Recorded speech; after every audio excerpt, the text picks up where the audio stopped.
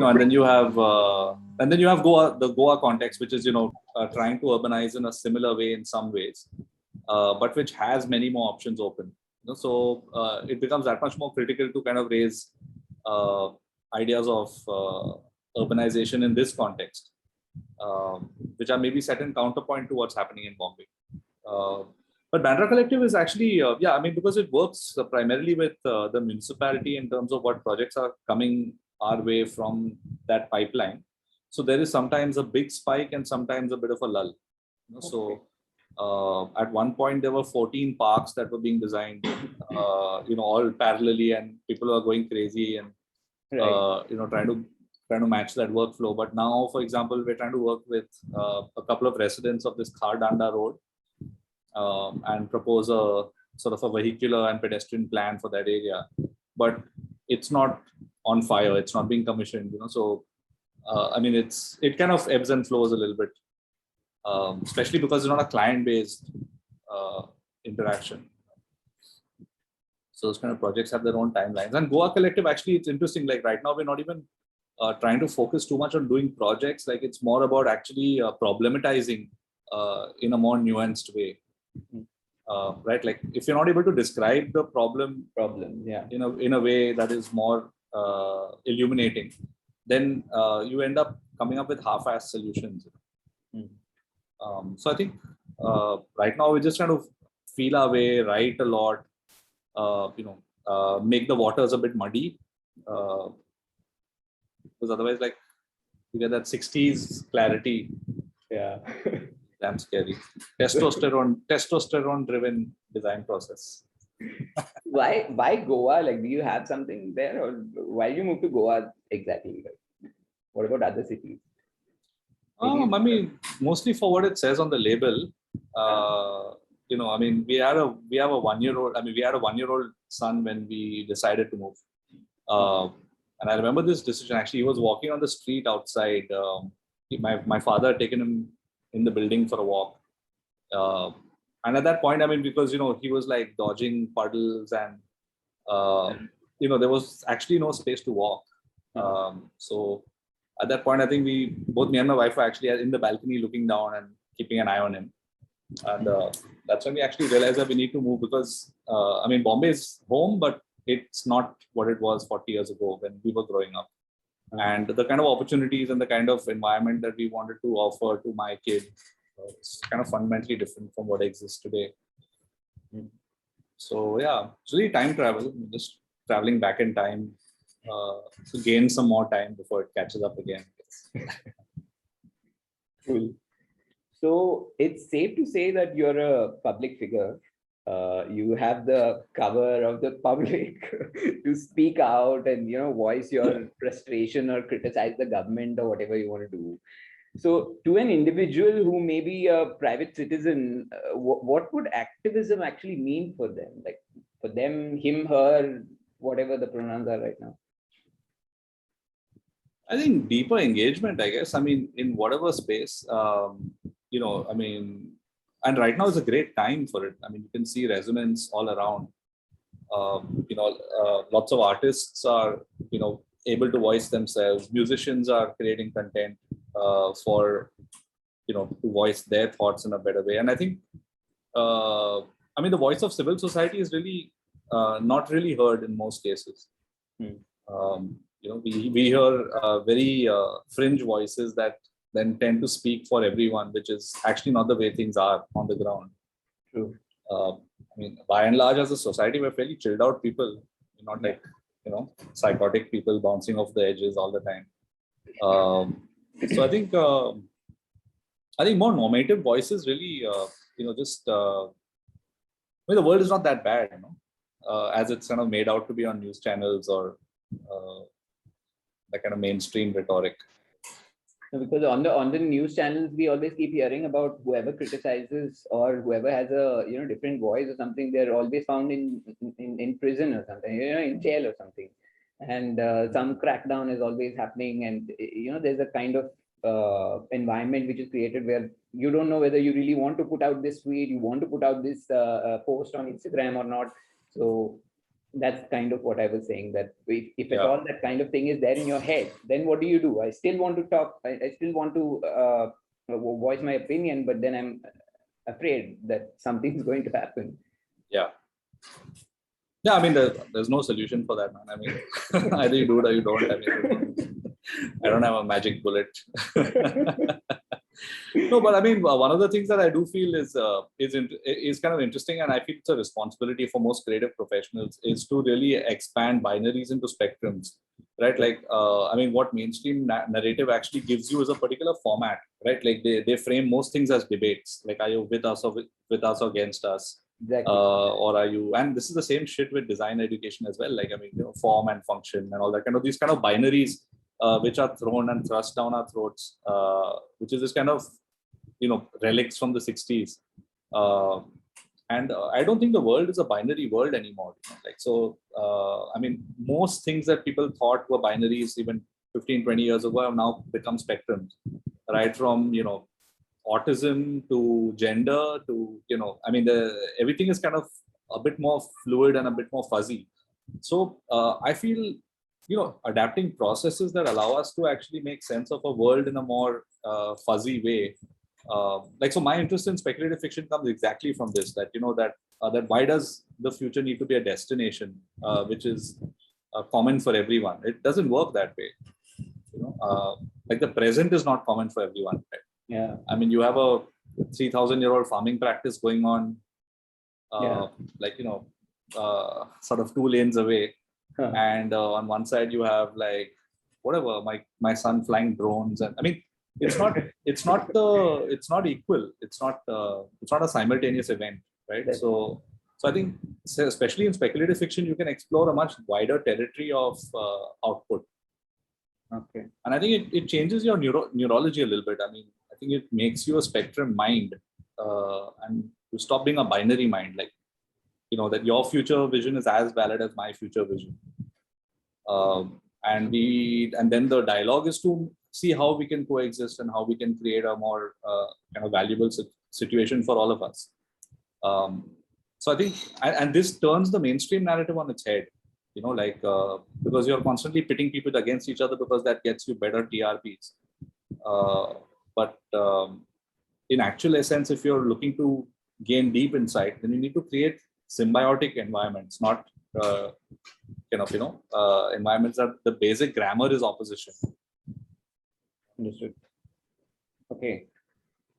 So, okay, something a little before you show us what you have, that the altered states.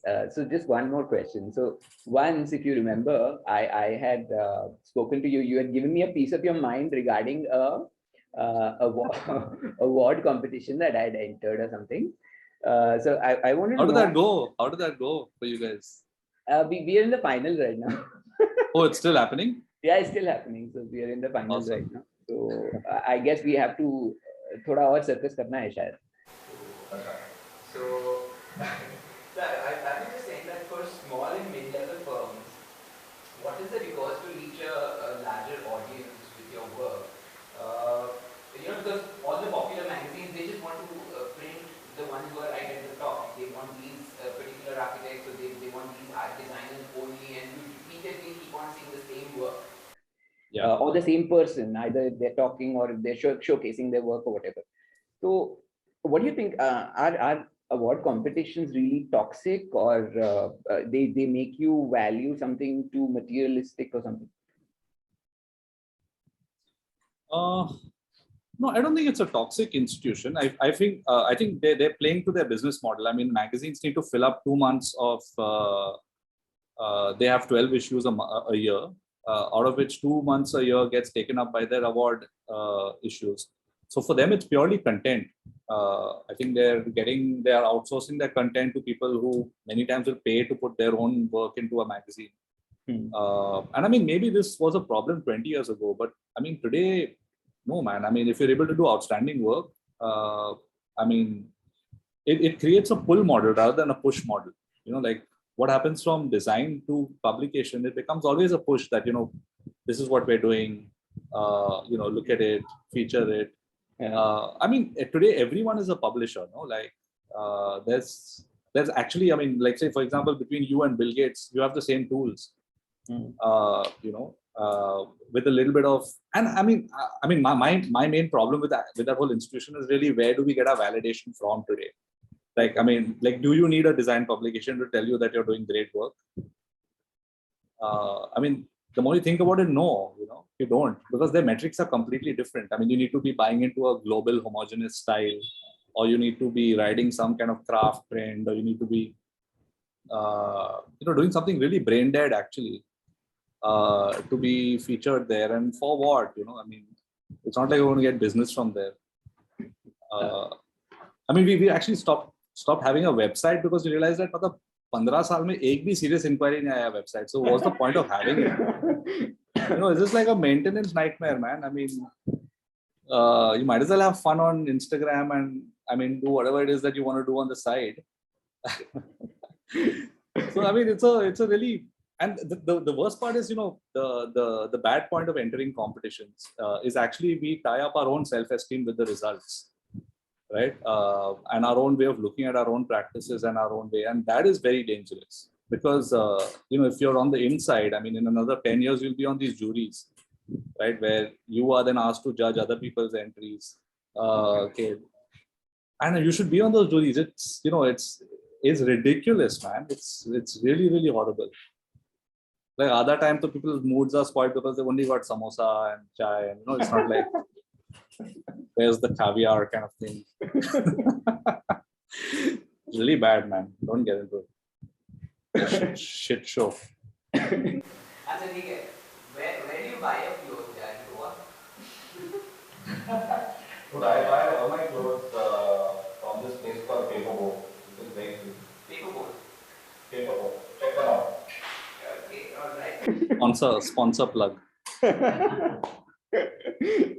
Okay, so I've got more questions for you, but do you want to show us what you were talking about, altered states right now?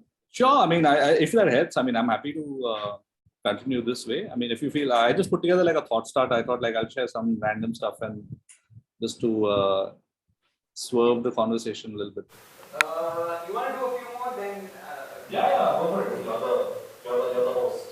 Okay. Tell me where I'm getting boring. You can see some pretty pictures and then. Okay, so yeah, so actually it's the app time right now because I'm going to give you one red card. So you speak about the future of India, and your posts are sometimes difficult to tell, like I was saying that time, that if they are real or anticipatory. So can you tell us about your work in India Futures Project? While you're at it, you can tell us a little bit about the speculative fiction also, and if they're related in any way. So I think this is the right time. I think you should go for the pretty pictures. Yeah. Okay. Yeah, Awesome. Yeah.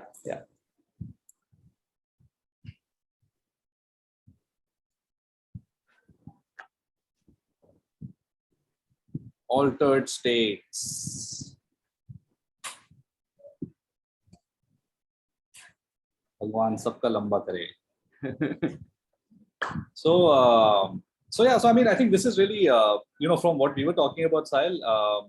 I was so it got me thinking about that what is our default state in the brain, and how do you change it a little bit so that we can engage better with an emerging world, right? Like that's really how these thoughts started. So if you had to say,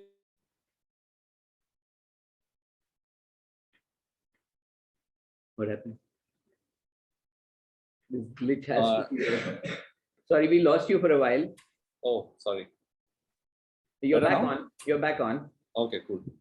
So I mean, this sort of got me thinking about if you had to establish a certain baseline operation for your own brain, right? Like say that you're in a regular, well-rested state without too much caffeine, no hangover.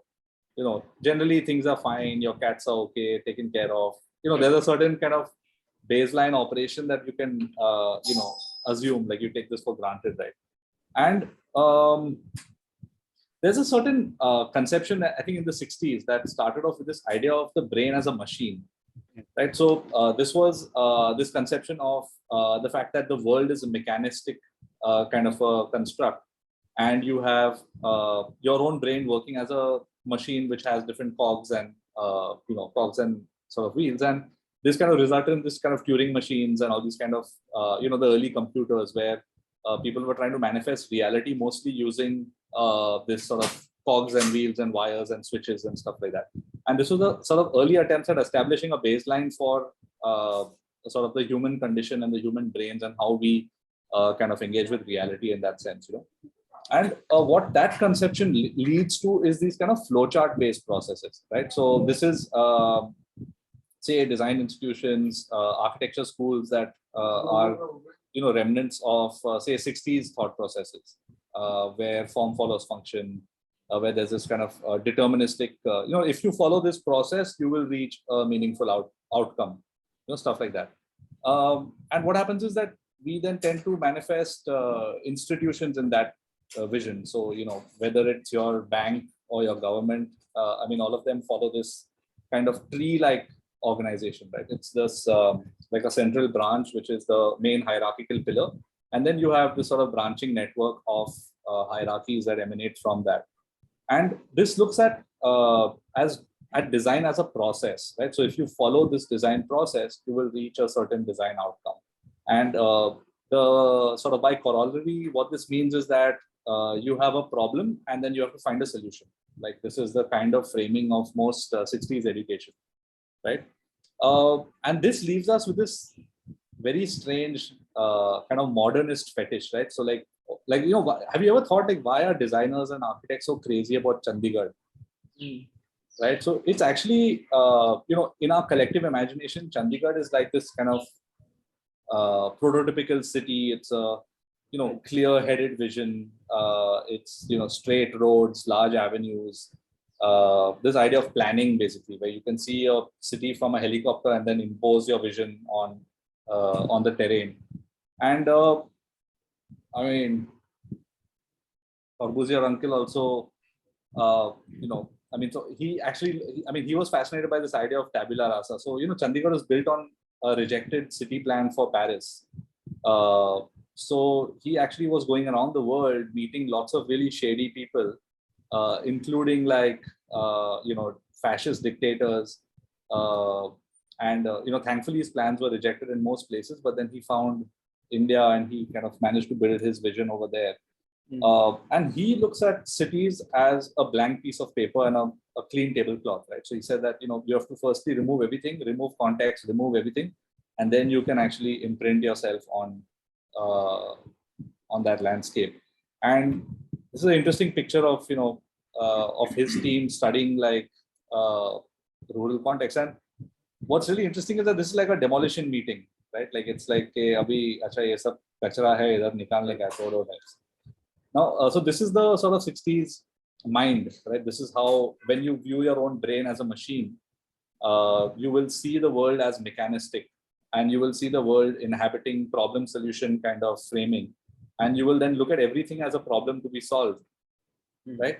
But recently what's happened is with new sort of advances in neuroscience, we started looking increasingly at the brain as a network, right?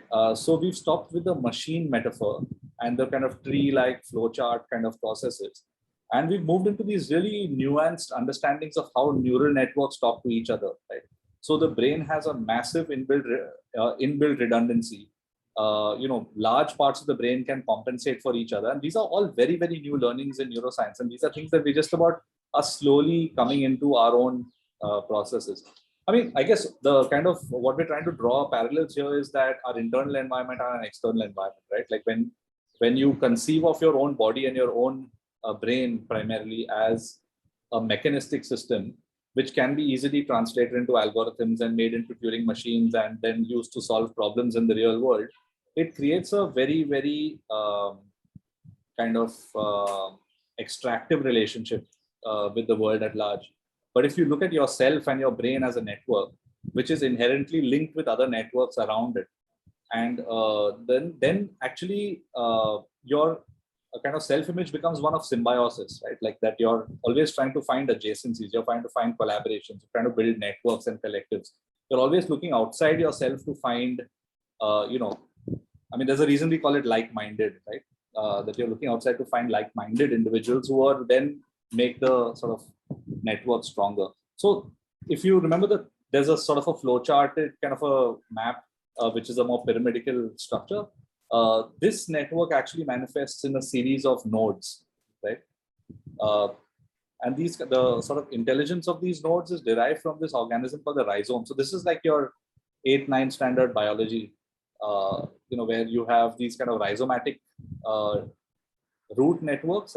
I mean, like for example, plants like bamboo, ginger, all are rhizomes, and they exist as a continuum. So you don't have the problems of a tree.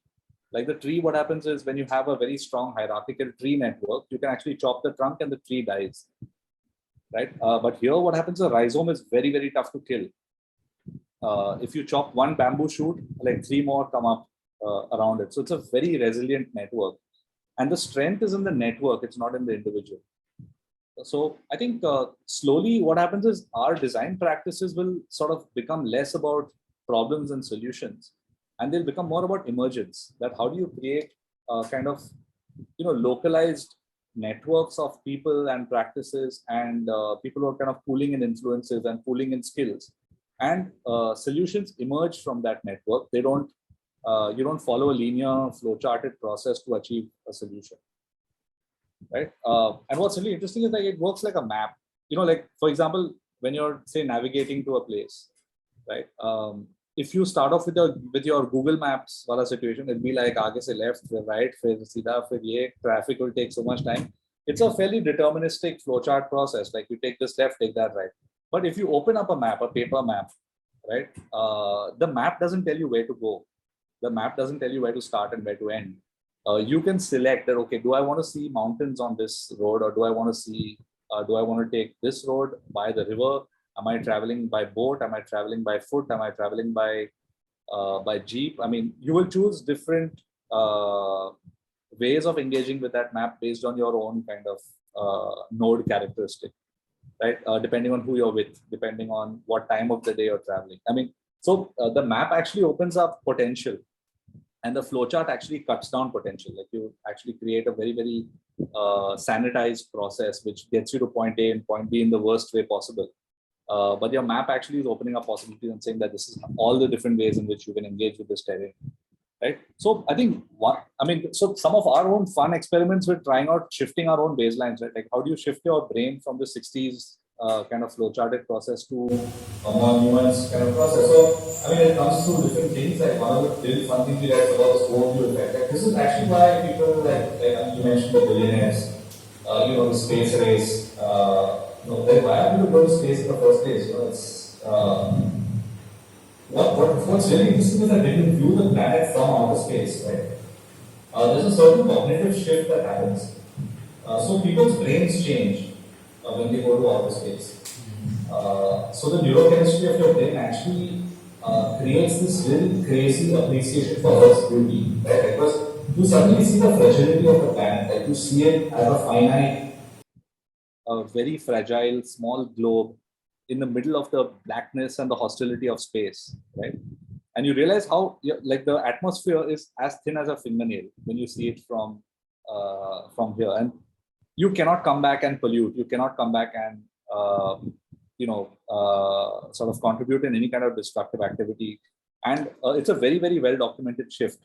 And what's interesting is that, say, if you look at April 9th, like around 560 people from 41 countries have actually been to space and seen the Earth from this perspective. But now with the new, billionaires traveling to space and opening up space tourism, we'll slowly have a situation where you will have many, many, many people who are going to witness the Earth from this perspective. So one can actually look at a fairly wide, generational shift in terms of the way we look at our planet. And maybe this changes the way we, engage with it, and the kind of systems that we work with in the architecture design field. And obviously, India is going to do something fundamentally different, right? So this is our lovers watching the Kesari Galactica taking off from Bandra Fort.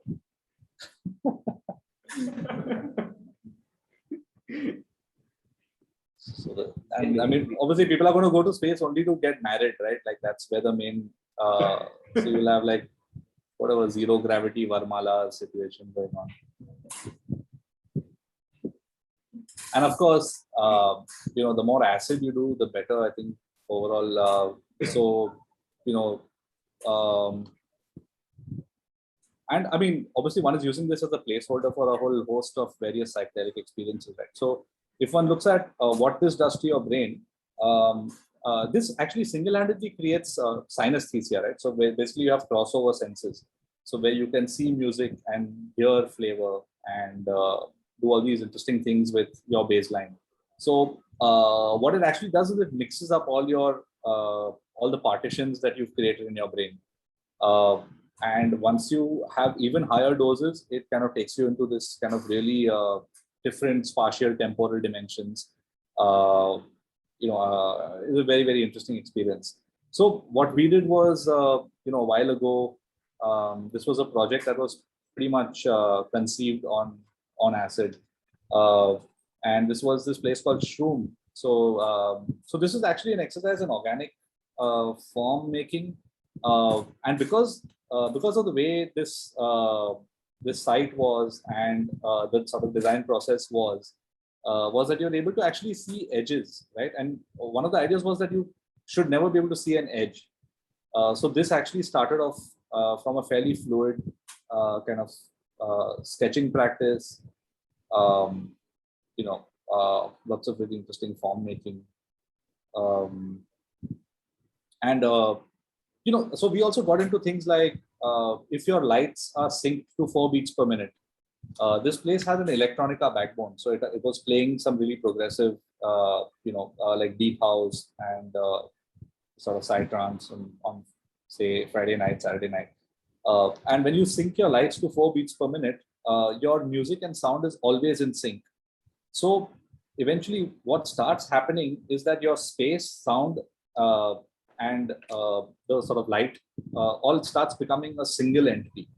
And it starts kind of melting together and flowing together. So, I mean, the idea was to kind of see if some of these influences that come from altered states can actually make it back into the real world. And they maybe potentially become trigger points for us to navigate these kind of spaces a bit better. So this is some fun.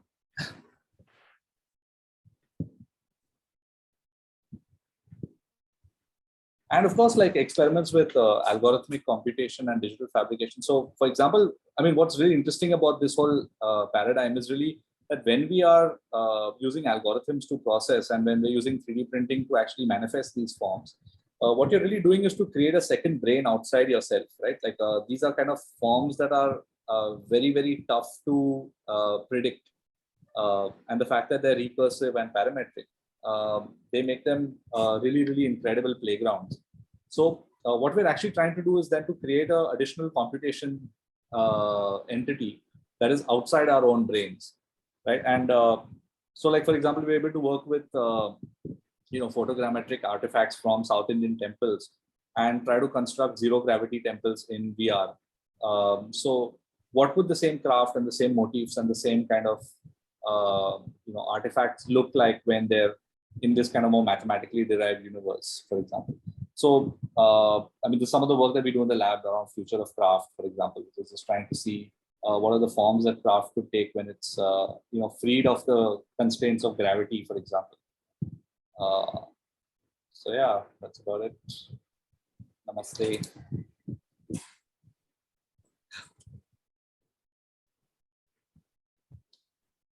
Boom.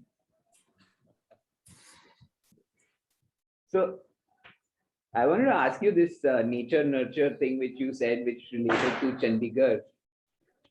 So I'm slightly not clear about the connection. In what sense? I mean, the nature nurture thing which you said, the tabula rasa. How does it relate to Chandigarh?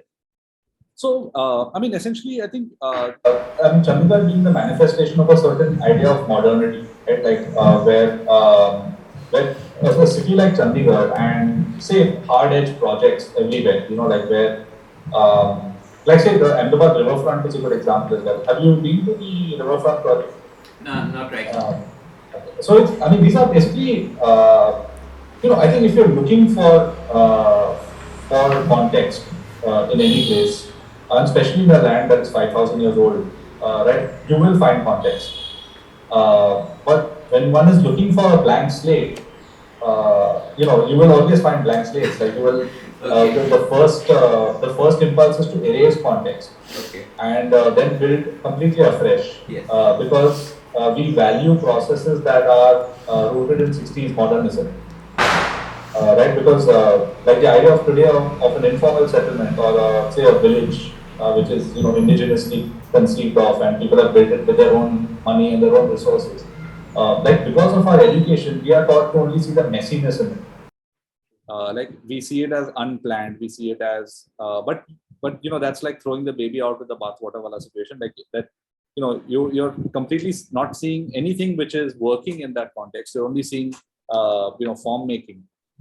So I think it's really, I think we've matured a little bit as a profession, as a society, that we can see beyond that 60s, modernist tendency, like when in doubt, pour concrete situation. I mean, we're taught some really weird things. Like in architecture school, for some reason, they look at concrete as honest. Like it's an honest material. Like, I mean, have you ever thought what is honest about concrete? Like, it's the number one pollutant in the world, right? It's like, I mean, it's so weird. Like, okay, concrete is honest because it shows its shuttering.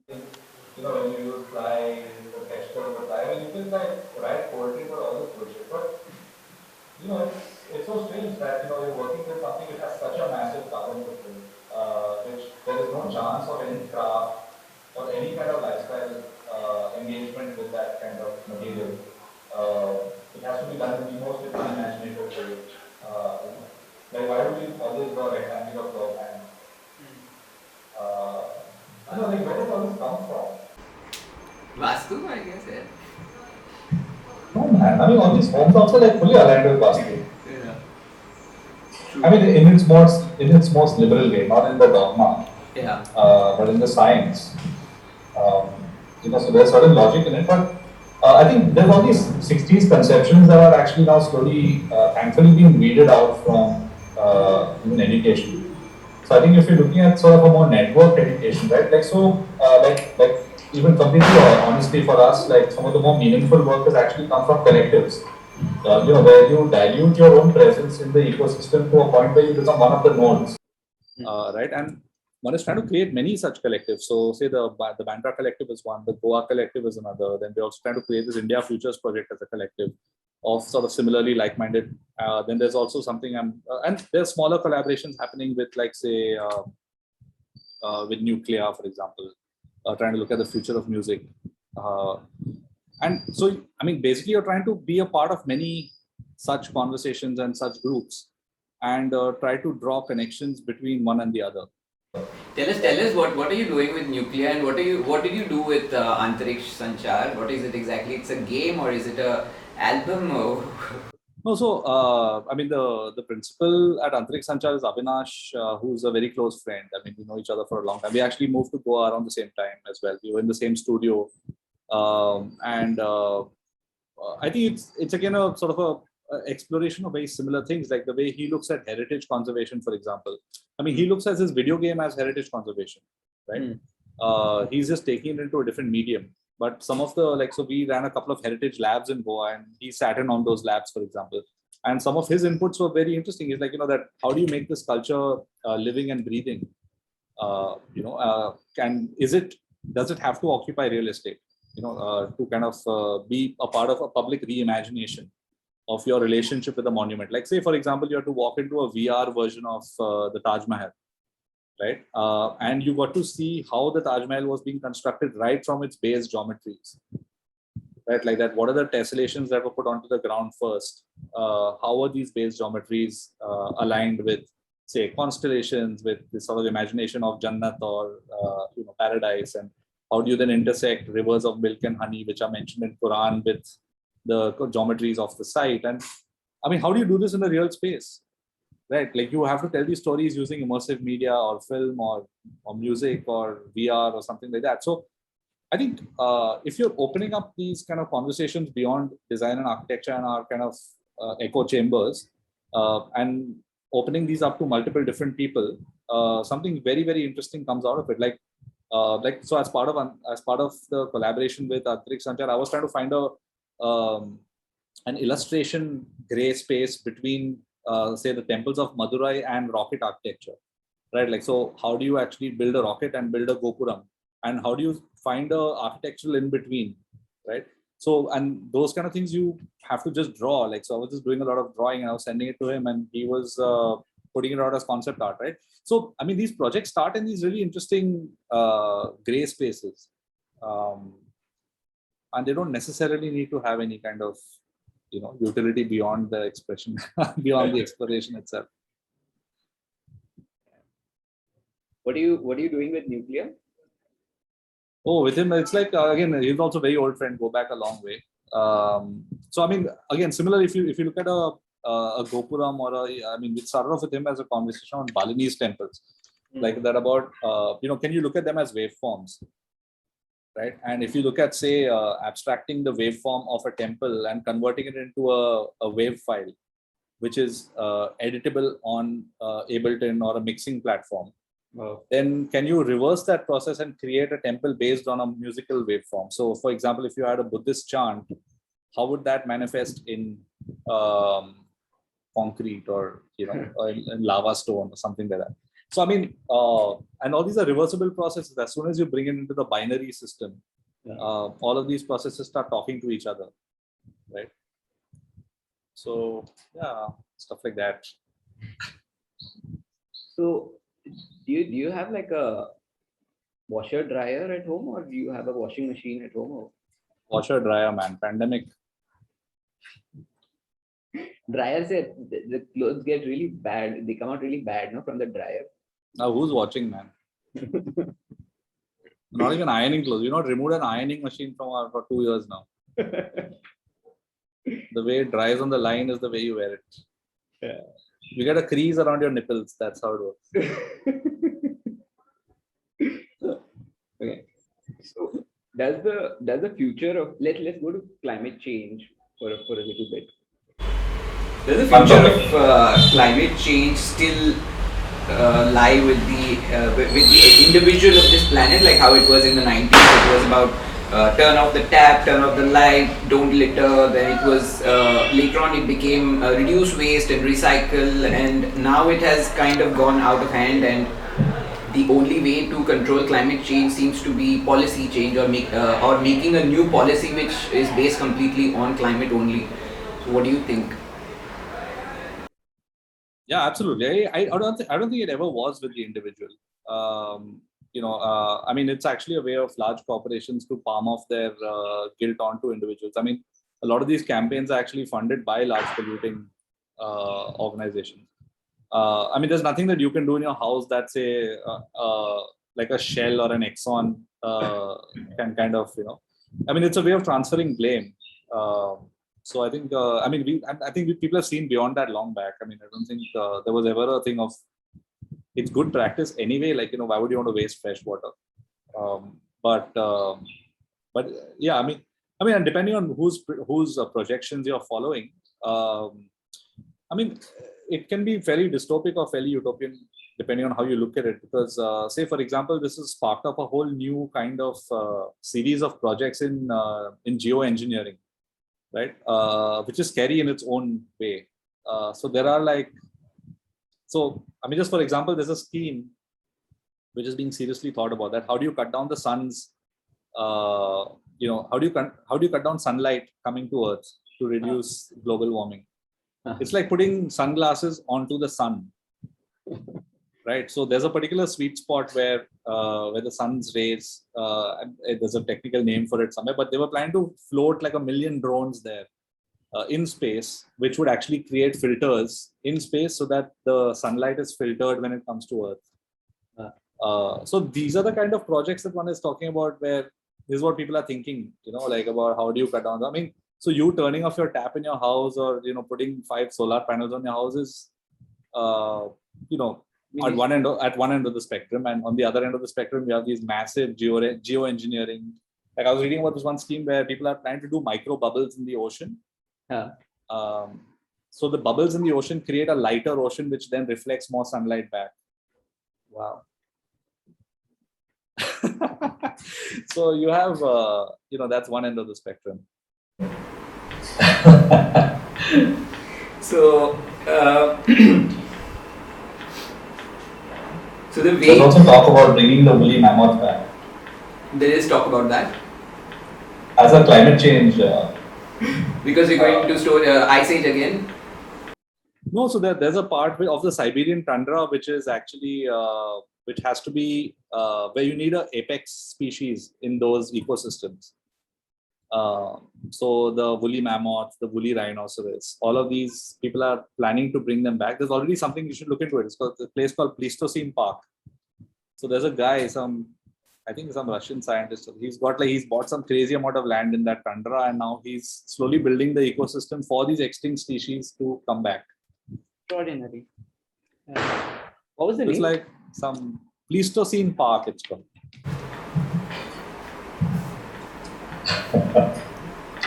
It's for Sunday reading. Yeah. Okay, so there's some really mad shit going on.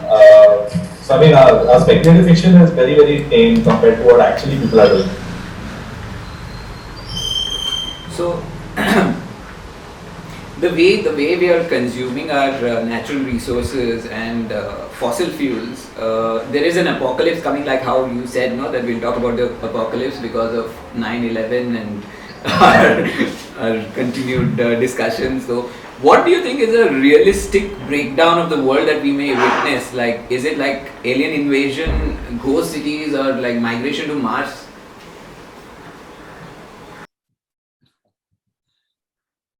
So I mean, essentially in all your future projections, you have 3 or 4 different ways you can go, right? Like, and at least what we try to do is to stay in the plausible zone. So you have the possible, which is alien invasion and, anthrax being coming back from the permafrost to kill off the rest of mankind, for example. That's one sort of spectrum. Then you have the possible, that's the possible. Then you have the plausible, right, which is things that are based on general data extrapolation, things that you read today and tomorrow, like population migration, climate refugees, stuff like that.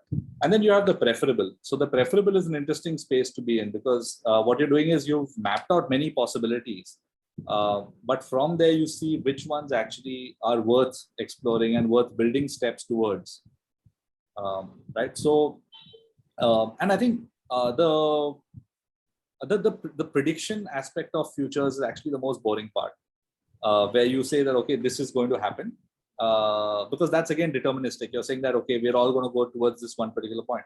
I think the fun part or the more challenging part is to map out 50 things that could happen. Like that Right. guy from Men in Black, that guy who was there. No, you would look at alternate realities happening at the same time and which one would manifest. Should I watch it again? I don't remember it at all. It was blank. This guy Griffin or something. He's an alien who can see alternate realities, which would I think you're stuck. Oh, the meeting got. It went. Yeah. You'll have to connect again. I think you can connect back again automatically. Was it our fault? No, I don't think so. It was ours.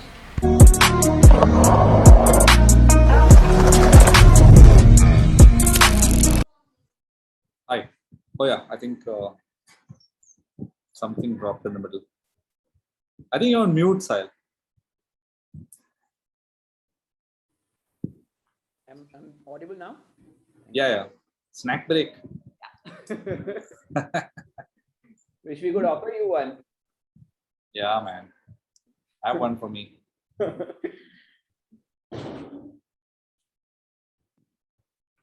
So I was talking about Griffin. Griffin is the guy who would look at alternate realities happening at the same time and determine which reality would be the one that we are in. It's this thing in Men in Black. Third Sweet. third I'll one. look into it. Third one. Yeah. Uncle, आप करते क्या हो? I mean, what, how do you say, what do you do, like somebody? हम लोगों की दुआ पे जिंदा रहते हैं.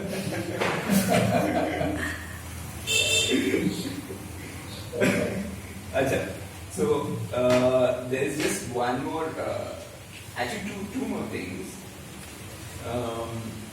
एक तो ये pandemic, I don't know खत्म कब होगा. Everybody is like really wants to get out of it, and so many people are saying that we want to go back to office, we want to go back to school and stuff. So in this, there was this new normal ka thing, no? When the first lockdown happened, so there was this new normal which was being pushed into everybody's. Yahi hone wala hai, this is the way it's going to be and all that. So I remember that you had posted about a redundant webinar.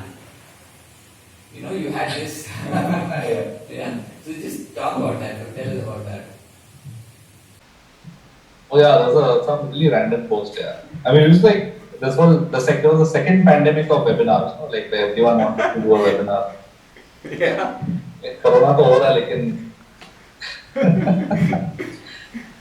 Yeah, it was really random. I mean there was this whole, and then we got involved in a few of these kind of activist projects like around craft, trying to kind of raise funds for at-risk class communities, stuff like that. And yeah, it just felt like, I think everyone was trying to do a webinar on something completely random. With some four speakers who no one had heard of, and the fifth guy no one wanted to know. And then, इसमें बीच में there was some like, मतलब 20 minute तो खाली mic fix करने में ज़्यादा था. True. And then so like 50 hashtags at the bottom. Everything. So this last trending hashtags. Trending hashtags. Yeah. So the last question which I asked you about the teaching thing, the teaching bandwagon which I was talking about. So I was actually not talking about the ones which you get on open source, matlab, the ones which are free. People who are kind enough, nice enough to just make a video of how to do something and just put it on YouTube and say that हाँ ले लो, just do it, But there are a lot of these people who charge you for something which seems quite simple to do. Or the concept is very simple, or maybe the things that they're teaching is quite simple, and you don't really need to pay for these kind of things. But then if this is also, there's a parallel thing going on, there are a lot of people who do this. So what do you think about this? I mean, would you do that? Or would you put it out for free? I think a tiered model works because you have certain kind of, I mean, if you're taking it seriously enough as someone who's teaching online, I mean, you would have production costs, like, so we're in the process of figuring out something with Insider, which is a company, which does ticketing and events. So we're trying to scale the India Futures project with them and try to take the conversation out of this whole design architecture kind of echo chamber and open it up to, lawyers, accounts people, astrophysics, astrophysicists, and see what are people's visions of the future. Like, are they insecure about their jobs? Are they excited about the future? Or what is how is it going to manifest? How are people's individual kind of visions of the future, and how do they kind of how do they change? So like, I mean, the point is to kind of take it out of any one domain and open it up to many other domains in such a way that you can actually benefit from multiple points of view. And we don't have the platform to do this. Like, I mean, I can't do this on Zoom, for example. I mean, have these kind of open conversations. I mean, you need a certain amount of infrastructure to be able to record, document, even edit it, transcribe it. So there would be a paid component to these conversations, which we're trying to structure together. But I think the thing is of intrinsic value, right? Like, for example, a lot of guys who are working in the studio are still doing their masters online. I would assume that doing the masters is actually an exposure to a campus and a network and alumni and all these kind of things, right? But that's just my own interest. Like, there is still intrinsic value in being in the academic framework, even if it's online. Okay. And this is big money. There's no reduction in tuition fees. So they have the same faculty, they're the same all of that, but it's people who are very passionate about getting that input and being taught by these people, and they're willing to pay. And there is I think there's a massive. In fact, I mean, what's interesting, Zamir actually made a presentation recently about this, that this whole notion of the new normal, that that what was normal about what was there before. Yeah. Like, one can argue that it was a really fucked up situation to begin with, right? I mean, if you look at, say, the health metrics of Bombay, right? Like how much how much open space per capita does Bombay offer its citizens? Yeah. Right? So I think if you look at, say, Oslo, it's 40 square meters. If you look at, I think New York is around 28 or something like that, or 32 something like that. Bombay is 1.1, right? So it's actually, if there's one more person standing next to you, that's the amount of per capita open space that the city is offering you. So I mean, there are many ways in which it's to say that the pandemic is not even dystopic. I mean, the pandemic was inevitable. If it was not this, it would have been something else. It's really a pandemic of, I mean, it's a social crisis. It's a situation where the city is completely failed in its responsibility to provide any kind of decent housing, decent open space. I mean, like some of the new SRA buildings are actually worse in terms of their light and air and light air ventilation metrics than the slums. So what are you migrating people to? I mean, I think this new normal thing, I think we need to be very careful about what we want to go back to, right? I mean, what parts of this whole situation have actually been fun and enjoyable, and what parts have not been so fun and enjoyable, and we pick and choose, what we want to go back to and what we want to move into, for example. Maybe there's a new conception of a studio which is not people sitting in the same space and working together. Maybe there's a conception of a much larger studio, which is more networked by ethos or ideology, and it's very differentiated. It's got multiple kinds of skills. It's got people coming in and out, people who have flexible job roles, flexible salaries. People select their own time of work. I mean, all these conceptions have been opened up because of the pandemic, and it's interesting to maybe introspect a little bit and see what it is that we want to rescue and what is it that we want to go back to. Say we've had one experience of before, one experience of within. Now, after that, what kind of dots do we want to connect to create a fundamentally new model for practice, which is more responsive and which is more, reliable, which is more resilient in some ways. Cool. Okay. So we are almost to the end of whatever I have. So there's one thing which I wanted to ask you. If there was one issue of our country that you would fiercely criticize, you're really totally against or something, what would that be?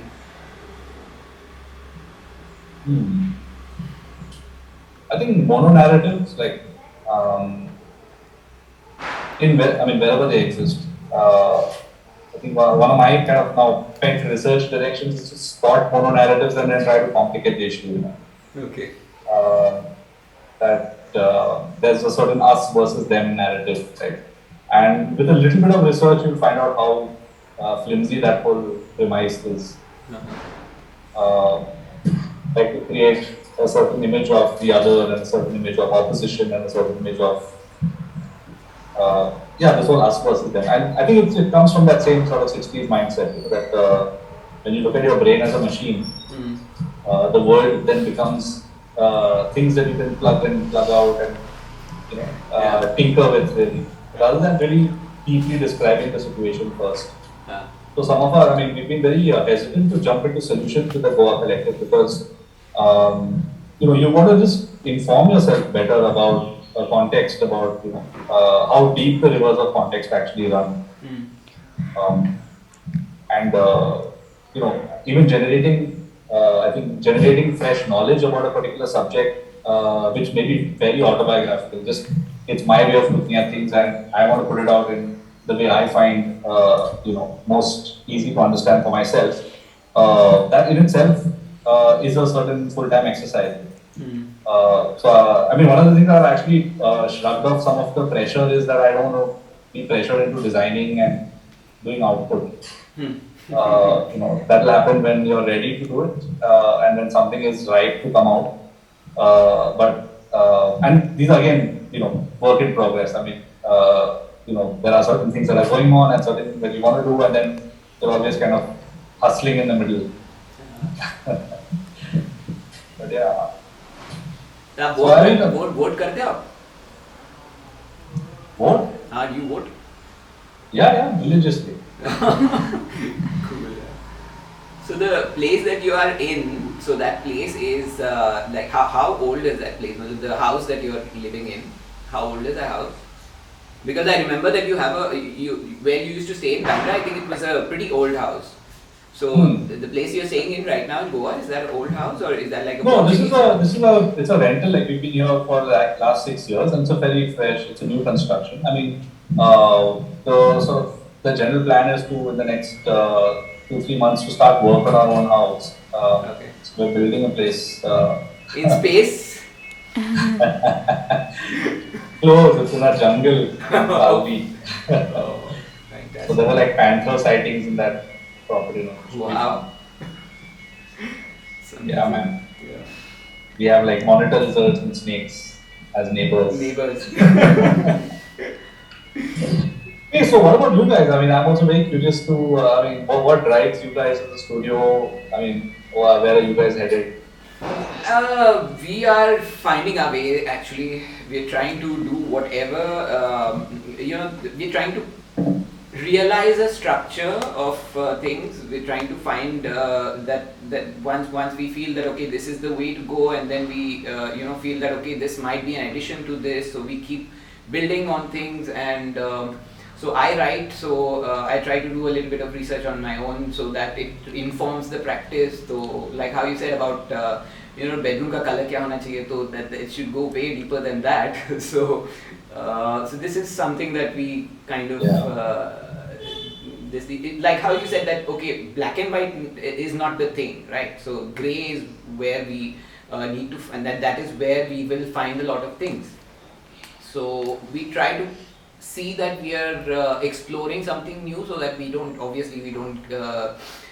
get stuck with doing certain type of projects or doing only plans, and we are looking at plans and sections all the time. So this is what kind of drives us. And the place that we stay in, it's quite peaceful, and we have a large garden thanks to my wife, so I'm really at peace here.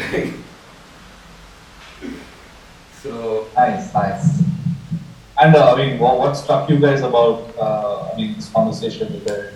So I think we should check if there's anybody who has put in some questions or something, if there is anything, or else आप बताओ, मतलब अभी तो 5 minute आप बताओ जो भी बताना है एकदम. No, I think maybe there's a certain responsibility, I guess, on new studios and upcoming studios to kind of chart a different way forward. Because I think in terms of practices that are the sort of post-independence practices, which they were given the responsibility of nation building, right? So they had to articulate a new modernist vision for India, which was actually important to create some sort of national identity, because it had to create a break from.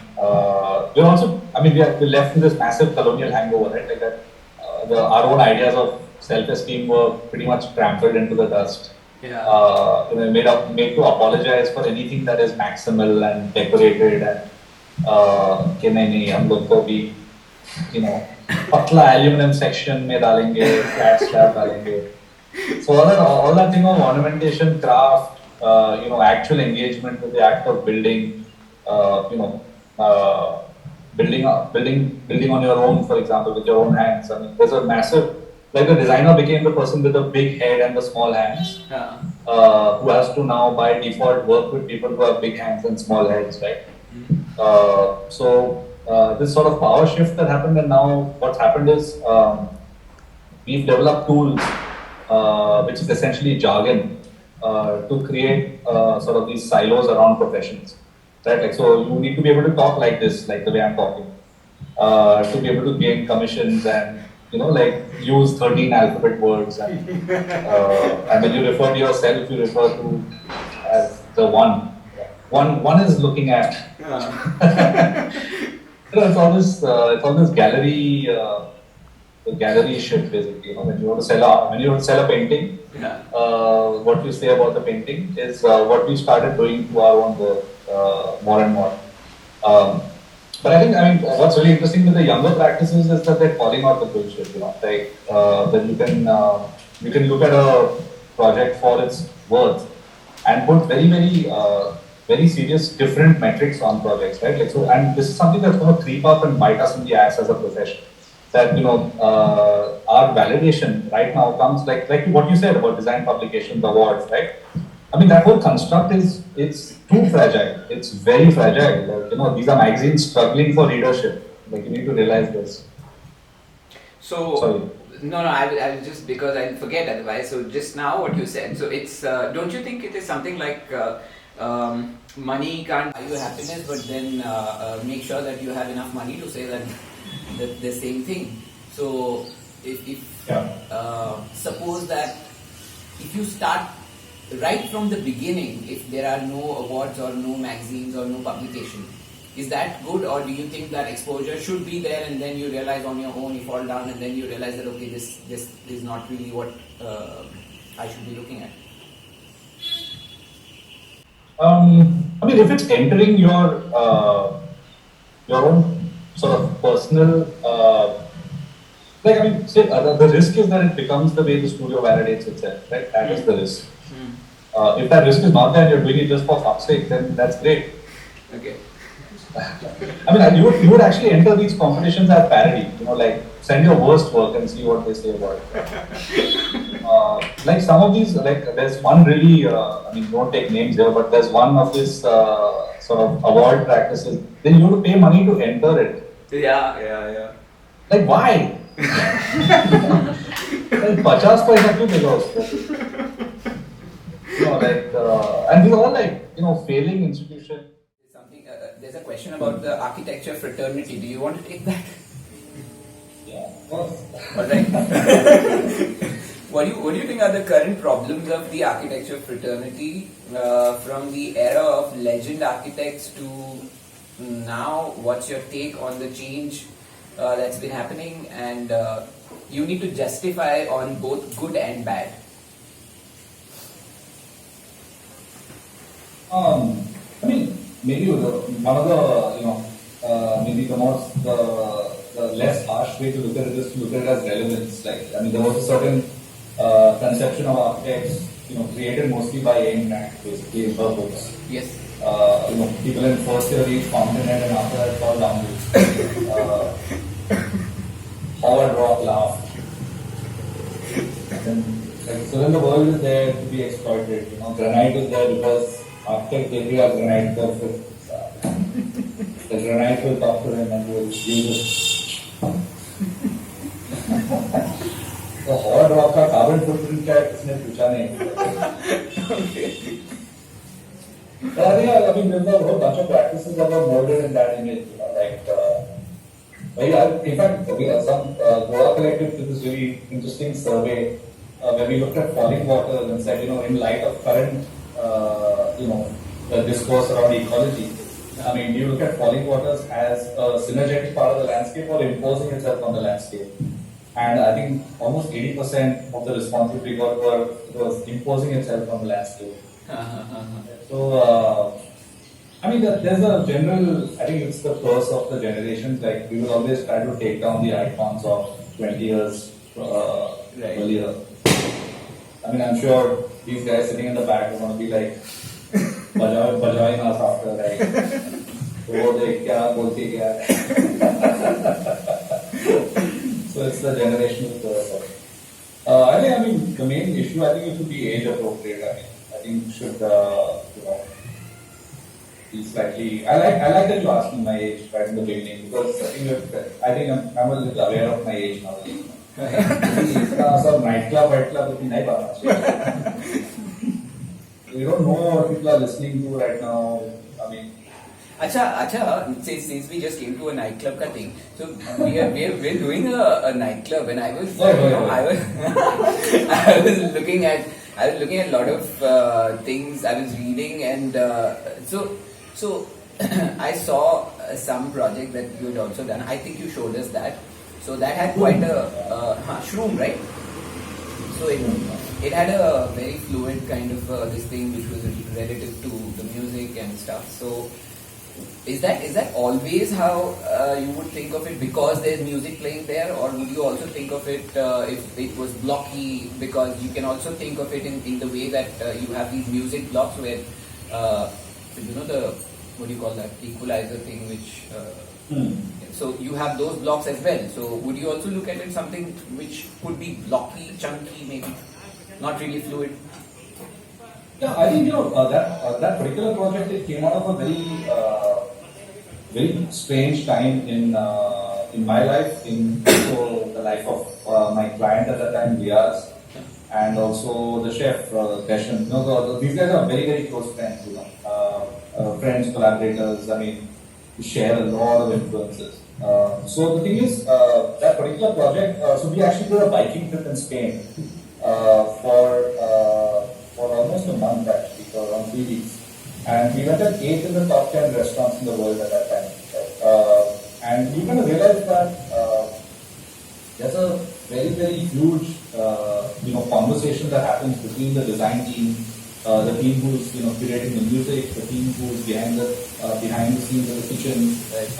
And there's a common grammar, there's a certain common grammar that people have evolved, which then everything is seamless. If, for example, the dining room has to create understated elegance so that the food can completely mess with your mind.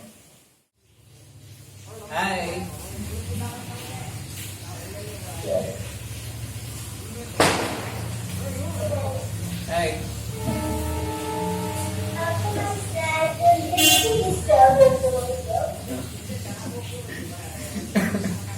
That's awesome.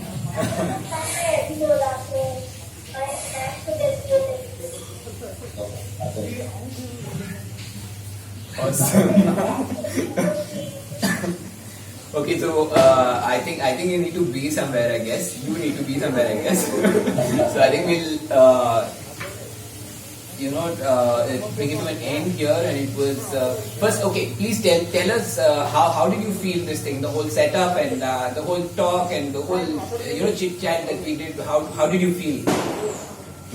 Oh, come on, don't get locked. I think I'm stuck right now.